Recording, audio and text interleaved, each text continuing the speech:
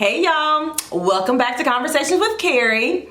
I got my little tea here, and we about to have some real conversations today. So make sure you like and subscribe. I know you ain't even heard the video yet, but you already know the topic. We talking single and saved up in this mug. Saved and single, single and saved. Say how you want, it's all the same. Bars. But no, I want to talk to y'all today really about just like what it's like living this single and saved life.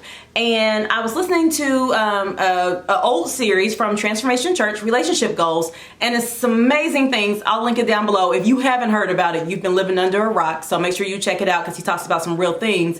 But then also I was realizing that I feel like a lot of people only address the whole single and saved lifestyle when it's like Valentine's Day, or they're good and been married for a long time. And sometimes you need somebody who's living it to kind of break it down for you. And that's what I'm doing today. I'm going to talk real. We're going to have some real conversation. Y'all know how I do. About what this journey is like and how you can stay encouraged and keep doing things God's way. So y'all ready to dive in? Let's dive in. So first, when I think about living single and saved, I think about we're living counterculturally. Like when you're living for the Lord, period, no matter your relationship status, you're living something different, especially this day and age where everything's about like greed or money and sex and everything else.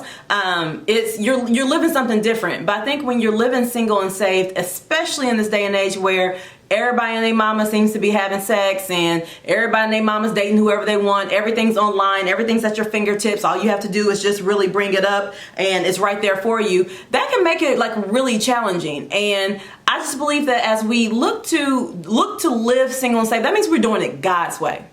And if you know anything about doing it God's way, that means you are dying to self. So you're not over here watching porn, trying to get your fix. You are not over here dating everybody and their mama and having sex with everybody and their mama, or even just dating. Maybe you're like a serial dater and you're just like, I just like going out and feeling fancy, because that used to be me. We keeping it all the way real today. But either way it goes, to live differently from that and to have the courage to do it, you're living counterculturally. But you know what? Y'all know I got some word for you to back it up, because even though we're living counterculturally, the Lord has equipped us to be able to do it. We don't have to live like everybody else. I don't have to meet my husband in the club. I don't have to meet people at a bar. Like, I can really just have some fun doing other things and be able to still meet the person that's for me, or just meet other like-minded individuals and be able to encourage ourselves in the Lord, and not always be at some church get-together either, because that ain't always fun. Okay. But there are ways to live for the Lord and not feel like we have to go with the grain. Because people talk about doing it for the culture. I ain't trying to do it for the culture. This culture don't love me. This culture is about some other stuff that will have you going to the depths of hell, okay? So no, I ain't doing it for the culture. I'm doing it for Jesus. And that is difficult to do, and it takes some courage. So I'm going to give y'all some word here. Let me put my tea down and break some things out. So first, in Joshua 1:9, this is when Joshua is taken over for basically taking over for Moses. But the Lord tells him, and I always kind of repeat this to myself, have I not commanded you, be strong and courageous. Do not tremble or be dismayed, for the Lord your God is with you wherever you go. And I'm telling you, that's strong and courageous to live counterculturally and do things completely different than maybe how your friends doing it, how your parents might be doing it, how your co-workers are doing it. That takes a lot of courage, and it takes strength, and it takes resilience. And that's not always easy, but you have to know the Lord says it right here. He'll be with us wherever we go. So we're going to be single out here, living counterculturally and doing things different. Now, also, living single and saved requires faith.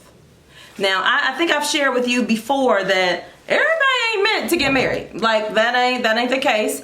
But I do believe that if you've been walking with the Lord and you've asked for your desires to line up with His will, and you still have the desire to get married, that means that that's something He has for you. But keep in mind, that don't always happen. Like, I was listening to one minister. She's amazing. She's great. But she was like, yeah, I decided that I wasn't going to date anyone. And 3 months later, my husband came.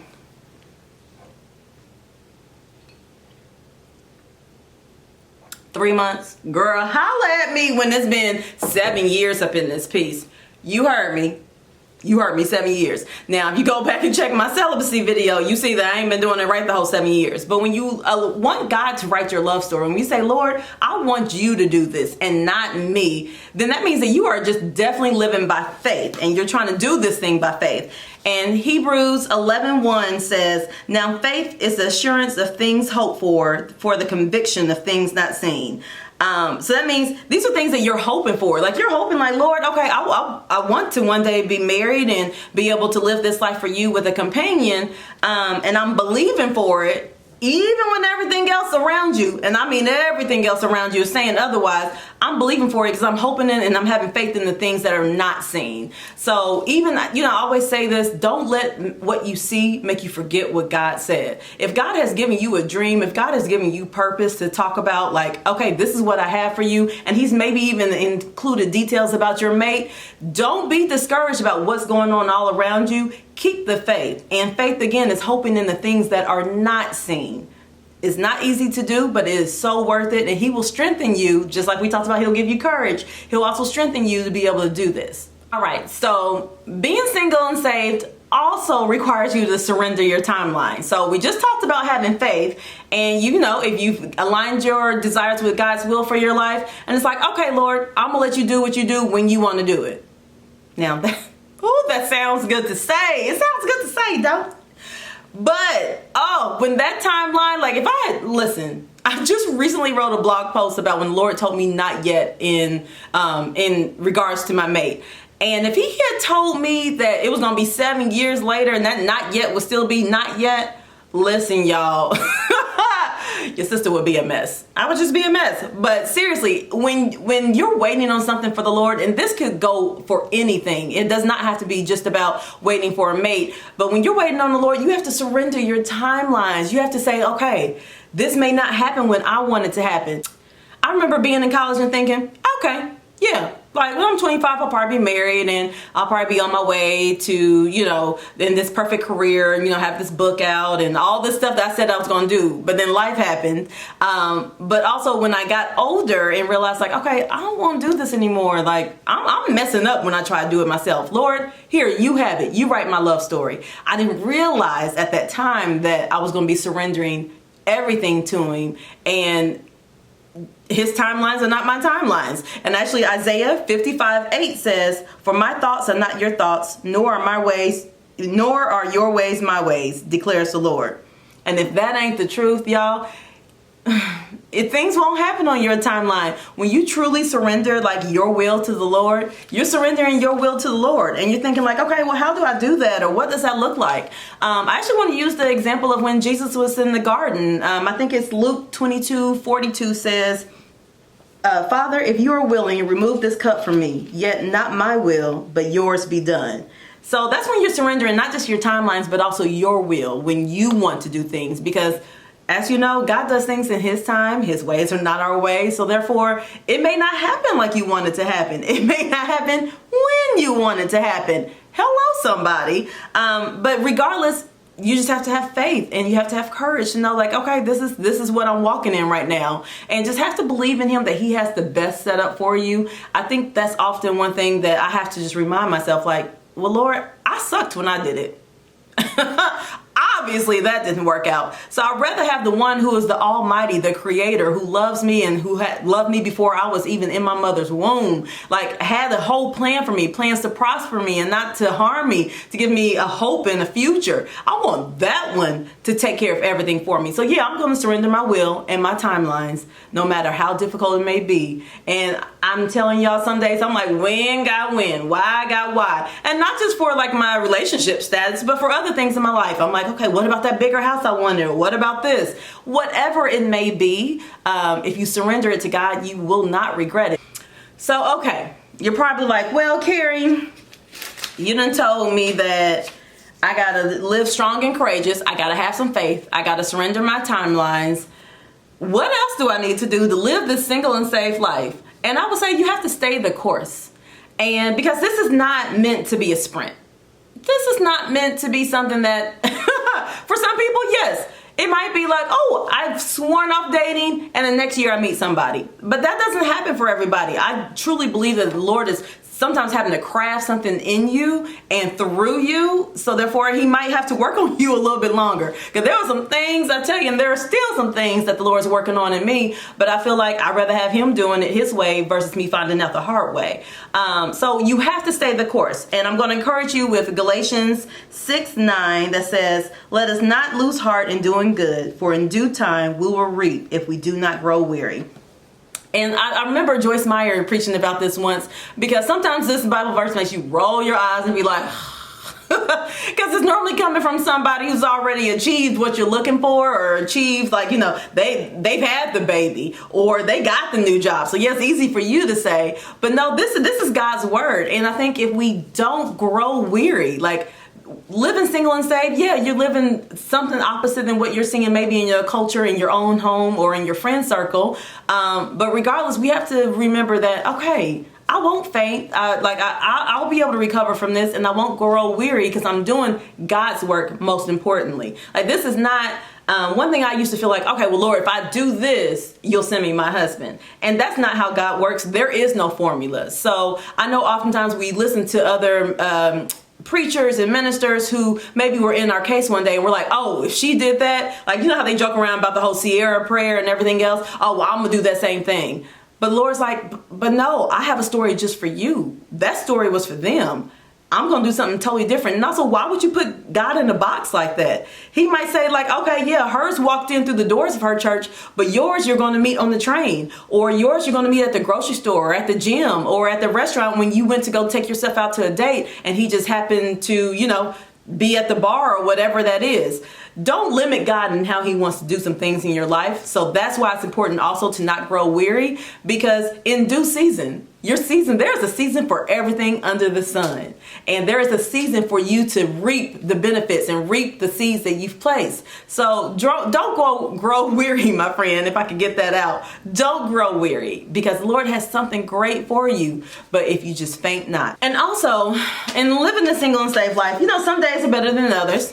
And I think we have to remember that, okay, Lord, you know, I'm in this for the long haul. This is not just something like, when I gave my life to the Lord, it was because I needed some help, obviously. And also I wanted to do something better than what I was doing. And I wanted to serve him, and I wanted to do things right. And some days are better than others. But what I've learned is that I have to shift my perspective. I have to, like, I think Joel Osteen said, change the channel in your mind. And you have to know that, okay, I don't have to walk around in defeat. I don't have to walk around with a woe is me, and I don't have to have the win God win mentality. That's not necessary. If you shift your perspective, if you change your viewpoint, you can actually reap all the benefits and enjoy. Numbers 13, chapter 13, verses 31 to 34, actually talks about when Moses had actually sent the 12 spies to go spy out the land of Canaan. And only 2 of those spies came back with a good report. The other ones literally had the fruit in their hand, but was talking about all the giants and all the, all that they look like they're too big for us to defeat. And only 2 were like, no, y'all, but the Lord has given us this. So why can't we go and conquer it? And this report actually changed the trajectory of half of the people, actually more than half the people, because they were not able to see the promised land, because they decided to view the bad report instead of looking at the good report of the Lord. And that reminds me of, like, when I was in church, and like, you gonna believe the doctor's report, or you gonna believe the report of the Lord? And that's what I feel like it's the same thing right now. Are you going to believe what you're seeing? Are you going to believe what those, dating websites are saying, or what anybody, and not to knock dating websites, because for some people that may be God's plan for you. It's just not the plan for me. But are you going to look at so much of what's going on in your environment and looking at around you that you don't believe what the Lord has placed in your spirit, what he's whispered in your heart, what he's actually probably even told you, or maybe spoke to you through prophecy, whatever it might be? Are you going to believe that report, or are you going to believe the report of the Lord? And are you going to take hold of the fruit that's literally there waiting for you to grasp? And so that's one of the things that, if you shift your perspective, if you stop looking at what's around you and start looking to the one who has you, you'll be like, you know what? I can live this life single and saved. And I know that I will keep the faith. I will have the courage to live counterculturally. I will stay the course. And in due season, woo, y'all about to, in due season, you will reap the rewards.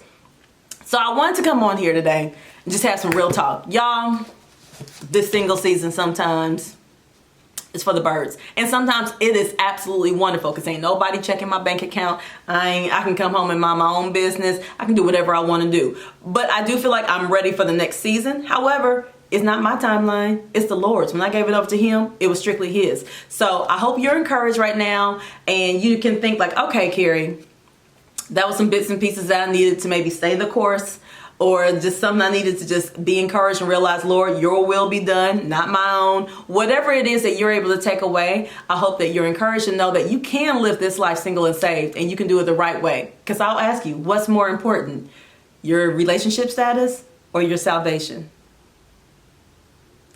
All right. Thank you so much for joining me for Conversations with Carrie. Make sure you check out my latest blog over at carrielee.com and you like and subscribe. Take care, guys.